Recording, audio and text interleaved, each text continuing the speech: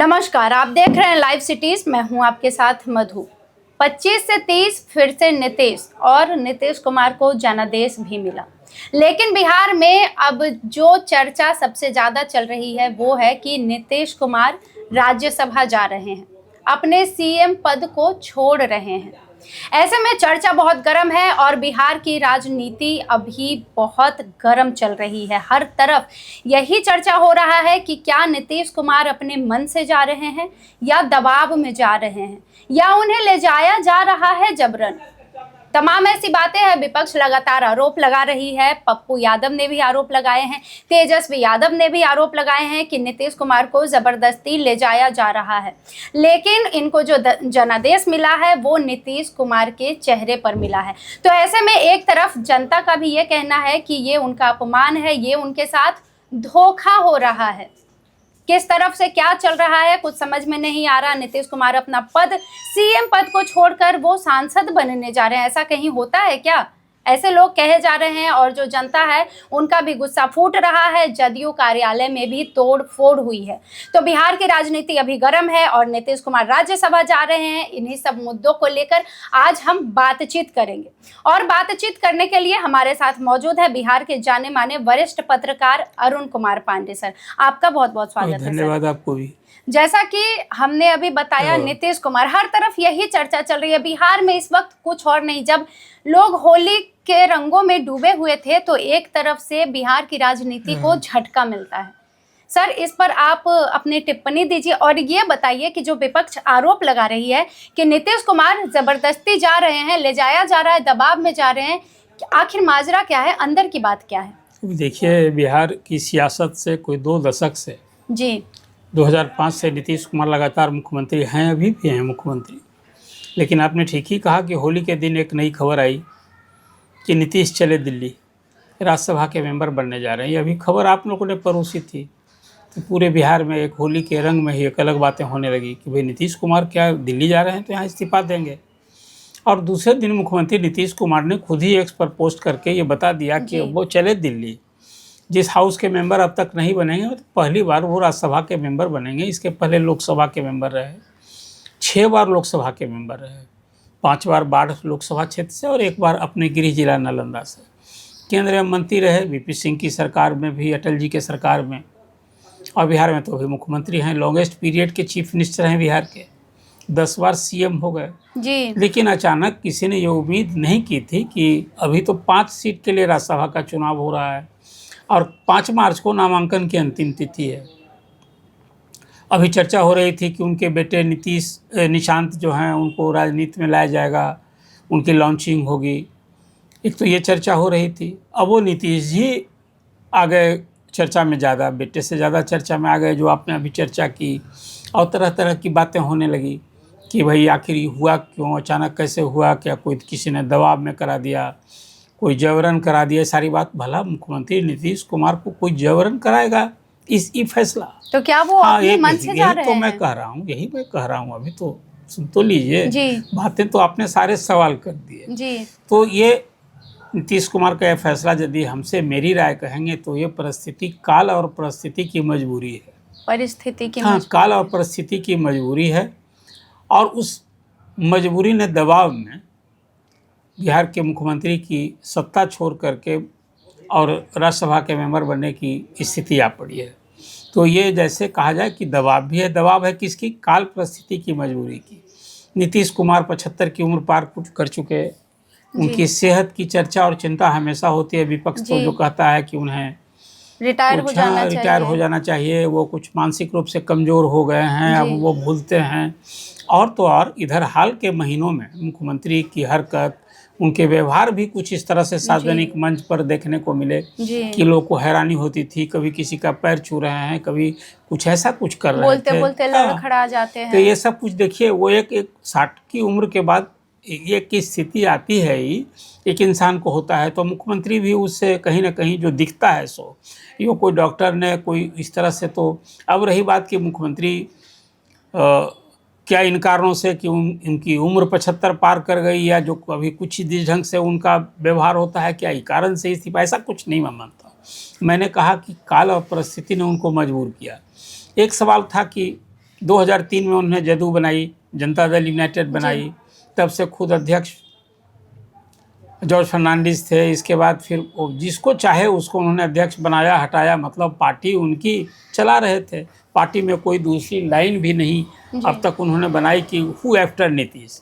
अब सवाल आया कि भाई निशांत नीतीश कुमार के इकलौते बेटे हैं, सॉफ्टवेयर इंजीनियरिंग पढ़ाई की है, कोई और धंधा पानी नहीं जी, और पिता के साथ रहते हैं, कोई विवाद भी नहीं रही। तो अभी चर्चा आ रही थी कि नीतीश जी की जो हालत आ पड़ी, बेटा को राजनीति में लाना चाहिए, लेकिन इस बेटा को राजनीति में लाने में रुकावट भी नीतीश कुमार बने थे। इसलिए कि नीतीश कुमार की एक छवि थी कि भाई वो कहा करते थे कि भाई हाँ कि हम परिवारवाद नहीं करते हैं। सारे नेताओं का नाम आपको याद होगा, लालू प्रसाद, राबड़ी देवी तो हमेशा इसी कारण निशाने पर है कि भाई वो तो देखिए सब कुछ परिवार के लिए, पत्नी, बेटा, बेटी, इसी के लिए करते हैं। इसी तरह से और सारे नेता हैं, चाहे वो जीतनराम मांझी हो, उपेंद्र कुशवाहा हो, रामविलास पासवान के ही सुपुत्र हैं चिराग पासवान, लेकिन इससे वो बचा करते थे। जी बिल्कुल। अब एक नौबत आ गई कि पार्टी बचानी है और बेटे को भी राजनीति में लॉन्च करनी है। जी। एक दूसरा है कि अभी जो विधानसभा का चुनाव हुआ, 18वीं विधानसभा चुनाव, जरा उस परिस्थिति को भी चर्चा। मैं इसलिए कह रहा हूँ कि काल परिस्थिति इंसान को कभी कभी मजबूर करता है, उसको इस तरह की स्थिति ला देती है कि कोई इस तरह के भी फैसले लेने पड़ते हैं कि मुख्यमंत्री का पद छोड़ करके वो राज्यसभा जा रहे हैं। भले वो ये कहें, अभी एक्स पर पोस्ट करके कहा कि भाई अब तक हम राज्यसभा के मेंबर नहीं बने थे, तो मेरे दिन में एक तमन्ना थी कि भाई हम राज्यसभा में जाए, चारों हाउस के मेंबर बने। बिहार से कई लोग बने हैं, सुशील मोदी, नागमणि, ऐसे कई नेता बने हैं चारों हाउस के मेंबर। आदेश में तो बहुत सारे लोग हैं। तो नीतीश जी, ये हम लोग से भी बात जब होती थी तो ये बात उन्होंने कही थी कभी कि जब राज्यसभा के ही चुनाव हो रहा था उस मौके पर ये बात कहते थे। चलिए वो तो बीते दिन की बात थी, लेकिन आपने सवाल किया कि दबाव में किया है, जो विपक्ष का आरोप है, तो एक हद तक परिस्थिति का दबाव था और मजबूरी थी। वो जो मैंने मजबूरी बताई कि पार्टी बचानी है और फिर बेटा को लॉन्च करना है, तो पद पर रहते हुए कहीं एक रुकावट दिख रही थी। और विधानसभा के पिछले चुनाव में जदयू को आई 85 सीट और बीजेपी को आई 89 सीट, 89 सीट। ये बात सही है कि ये चुनाव इस बार जो लड़ा गया, किसी मुख्यमंत्री का चेहरा आगे बताकर नहीं लड़ा गया था। ये आपको चुनाव के समय में याद होगा। तो स्पष्ट है कि मुख्यमंत्री नीतीश कुमार की अगुवाई में जरूर लड़ा गया, लेकिन ये चुनाव जो है मुख्यमंत्री का चेहरा बताया लड़ा गया और एनडीए को प्रचंड बहुमत मिला। 243 की हाउस में 202 सीटें मिली। अब एक परिस्थिति बन गई, एक बीजेपी ने गठबंधन धर्म का पालन करते हुए उनको मुख्यमंत्री बनाया, लेकिन अभी 100 दिन भी पूरे नहीं हुए थे। आपने जो कहा कि 2025 और फिर 2025 से 30 फिर नीतीश, ये तो क्या हो गया, 100 दिन भी पूरा नहीं, 3 महीना ही बीता था और मुख्यमंत्री ने जो कुछ किया, अपने एग्जिट, कहिए कि एग्जिट पर ही उन्होंने अपने आदेश दे दिया कि भाई अब हम जाएंगे राज्यसभा, तो यहाँ इस्तीफा करना होगा। तो ये मैं मानता हूँ कि ये दबाव तो एक परिस्थिति का दबाव है, उनकी मजबूरी का दबाव है। आखिर एक सवाल है कि बेटा को जब लाना है घर, परिवार, पार्टी से, रोज आए दिन आप लोग उछाल रही हैं कि पार्टी में फला ने कहा, संजय झा ने कहा, ललन सिंह ने कहा, पार्टी के हर कार्यकर्ता, और नीतीश कुमार के परिवार से बात आई भाई निशांत को राजनीति में लाना चाहिए। तो जो अपरिस्थिति आ गई तो बेटा को लॉन्च करना है। हालांकि देखिए, ये लॉन्च करने के बाद भी बेटा के लॉन्चिंग से ये बात तो उठती रहेगी कि भाई ये परिवारवाद का जो ठप्पा दूसरे पर लगाते थे अब उससे वो भी अछूते नहीं रहे। दूसरी बात, पहली बार जा रहे हैं नीतीश कुमार राज्यसभा, तो सीएम का पद छोड़ना होगा। लगे हाथ इस पहली बार हिंदी बेल्ट में भी भाजपा का कभी कोई मुख्यमंत्री नहीं हुआ। ये परिस्थिति ऐसी बनी कि अब भाजपा का मुख्यमंत्री होगा, ये भी पहली बार होगा कि बिहार में भाजपा का बनेगा कौन, भले भी छोटी पार्टी है तो भाजपा का मुख्यमंत्री बनेगा। और ये भाजपा के लिए ये पहले से कसक थी कि साथ रहते रहते भाजपा का जनाधार बना जो भी बना, और पार्टी पिछले चुनाव में भी जदयू से बड़ी पार्टी थी, इस चुनाव में भी बड़ी पार्टी आई। तो ये परिस्थिति बनी है। जो विपक्ष तो अपना कुछ कहेगा ना, विपक्ष तो मुद्दा कहेगा, लेकिन मैं मानता हूँ कि नीतीश कुमार के सामने जो काल परिस्थिति की मजबूरी है, जो उम्र और सेहत की मजबूरी है, इसके कारण अब एक बात और चर्चा होती है कि आज मुख्यमंत्री नीतीश कुमार हैं और तो कंटिन्यू कर रहे हैं, 10वीं बार बने हैं, राज कौन चला रहा है जब मुख्यमंत्री की सेहत है। हालांकि घूमते नजर आते हैं, आए दिन आप लोग खबर दिखाते हैं, लेकिन ये चर्चा है सत्ता के गलियारे में होती है, जो बात बहुत हद तक सही है जी। कि कुछ चंद नौकरशाह चला रहे हैं स्टेट को। वो किससे मिलेंगे? नहीं, मीडिया से मिलते हैं क्या? नहीं मिलते हैं, मीडिया से बातचीत नहीं करते हैं। कुछ फैसले आ जाते हैं, मीटिंग भी होती है तो उसमें फोटोग्राफर को फोटो किया, अब तो वो भी नहीं हो रहा है।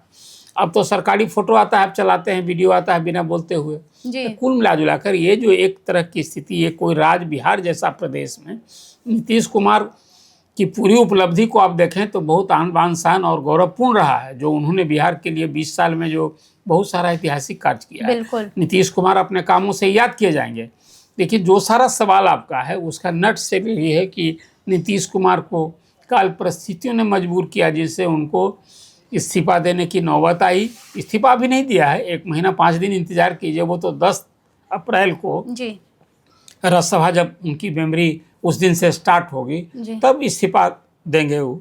लेकिन हाँ, अब तो जब राज्यसभा जा रहे हैं तो इस्तीफा तय है, और फिर इसके साथ ही बीजेपी का पहली बार बिहार में मुख्यमंत्री बनना भी तय है। तय है कि बीजेपी के खेमे बीजेपी में का ही जाएगा। बनेगा।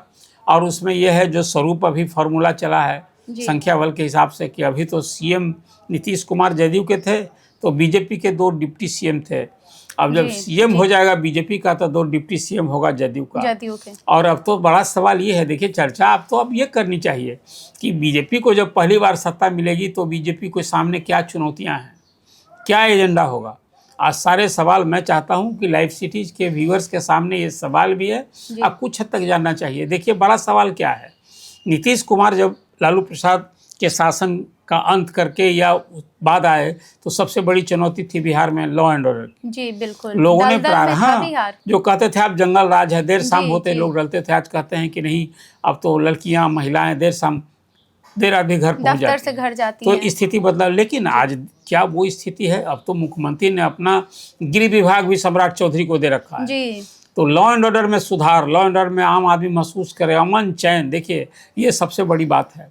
तो ये बीजेपी के लिए बड़ी चुनौती होगी कि लॉ एंड ऑर्डर के फ्रंट पर पूरी सख्ती से मुस्तैद। तो बिहार में कोई इसे छिपा नहीं है कि बालू माफिया, शराब माफिया और ज़मीन माफिया बहुत एक्टिव है। क्रिमिनल्स को पुलिस का भय समाप्त हो गया है, आए दिन सरे शाम घटनाएं होती हैं।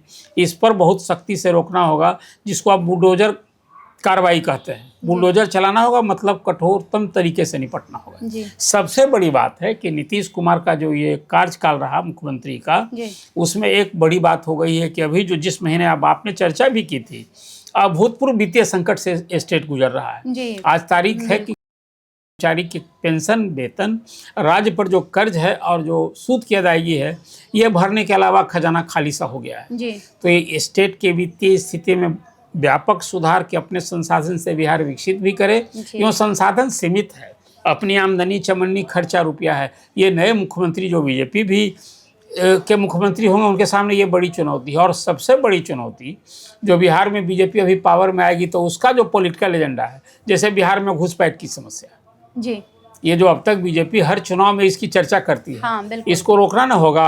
हाँ। गोवध, ये सब तो बीजेपी का एजेंडा ना है। तो आप जब पावर में आ जाएंगे तो आपकी इंसिक्योरिटी बढ़ जाएगी, जमीनी स्तर पर काम आपको काम करके दिखाना होगा।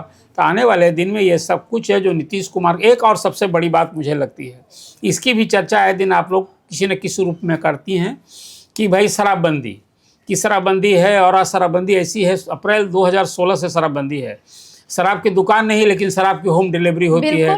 खजाने पर 20-25 हज़ार करोड़ का नुकसान हो रहा है, और उससे दूना का कारोबार, काला धंधा हो रहा है।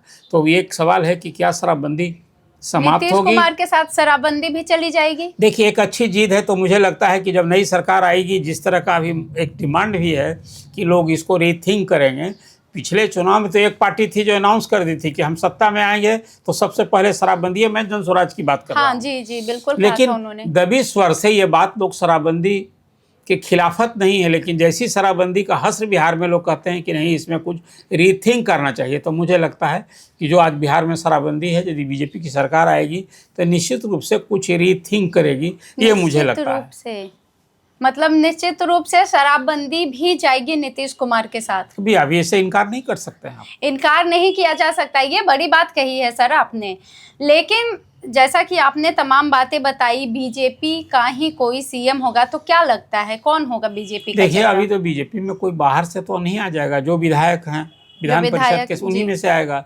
तो अभी डिप्टी सीएम हैं सम्राट चौधरी जी। सम्राट, 2 डिप्टी सीएम हैं, तो सम्राट चौधरी का जो सोशल कॉम्बिनेशन है, अभी उनकी केमिस्ट्री नीतीश कुमार से अच्छी है। आज नीतीश कुमार तो कहीं एमपी भले बन रहे हैं, लेकिन उनका प्रभाव, उनका कद थोड़े खत्म होने जा रहा है। बिल्कुल नहीं। तो उनकी भी राय ली जाएगी, तो वो किसको पसंद करेंगे?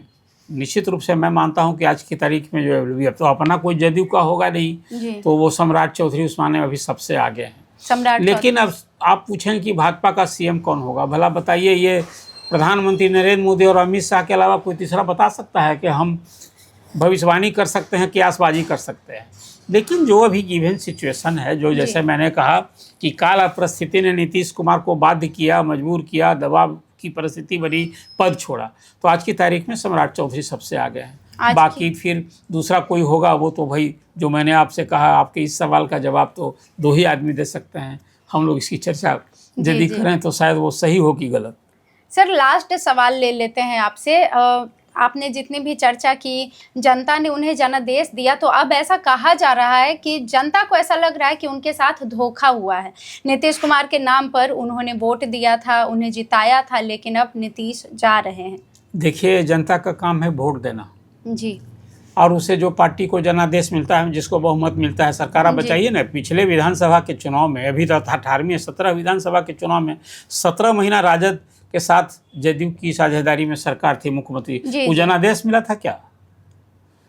मिला था तो जनादेश बीजेपी और जदयू को। जी। और 17 महीना दोस्ती नीतीश कुमार ने कर ली राजद से। जनादेश की बात कहना बिल्कुल, अभी तो मैंने आपसे कहा प्रारंभ में कि इस बार तो सीएम के चेहरे पर चुनाव ही नहीं लड़ा गया है। जी। सीएम की अगुवाई में चुनाव लड़ा गया, तो जनादेश तो एनडीए को मिला है। ये जनादेश की जो बात करते हैं, देखिए, कहने के लिए कुछ कहा जाए, और बीजेपी बड़ी पार्टी है, मैं कोई बीजेपी का पक्षधर नहीं हूँ। बीजेपी को तो पहले से ये थी एक कसक तमन्ना कि भाई हम हिंदी बेल्ट में पहली बार बीजेपी को बिहार में सत्ता मिलेगी कि उसका सीएम होगा। लेकिन जो सवाल आप कर रहे हैं, जनादेश का अपमान, ये कैसा जनादेश का अपमान है भाई? एनडीए की ही सरकार बनेगी, जो डिप्टी सीएम है वो सीएम हो जाएगा, और जो सीएम है वो पद छोड़ के दिल्ली चला जाएगा, राज्यसभा में। जी। तो ये जनादेश का अपमान, इसको मैं राजद का ही बहुमत, राजद की, गैर राजद की सरकार बन रही है क्या नीतीश कुमार इस्तीफा करके और फिर यहाँ कोई कांग्रेस जो विपक्ष में बैठी है, राजद जो विपक्ष में बैठा है, जोड़ तोड़ को कोई सरकार बन रही है क्या? जनादेश का अपमान तो तब था कि जो विपक्ष में बैठा था वो सत्ता में आ गया था। 2 बार ऐसी बात हुई, मतलब पहले था, अब नहीं है। नहीं, जनादेश का अपमान मैं इसको नहीं मानता हूँ। जी, तो तमाम बातें आपने सुनी है। नीतीश कुमार, जिन्होंने बिहार को जंगल राज के दलदल से निकाला, बिहार को असली विकास दिया, अब उनके जाने की समय आ गई है। और इस समय में क्या चीज़ होगी, कौन अगला सीएम होगा, वो भी सर ने बताया है। और धोखा नहीं हुआ है जनता के साथ, धोखा नहीं हुआ है, धोखा तो पहले हुआ था। तो तमाम बातें ऐसे ही और भी वीडियोस हम आपके लिए लाएंगे, और बिहार की राजनीति में जो भी चलेगा वो अपडेट आप तक ज़रूर पहुंचाएंगे। आप जुड़े रहिए हमारे साथ। वीडियो देखने के लिए आपका धन्यवाद।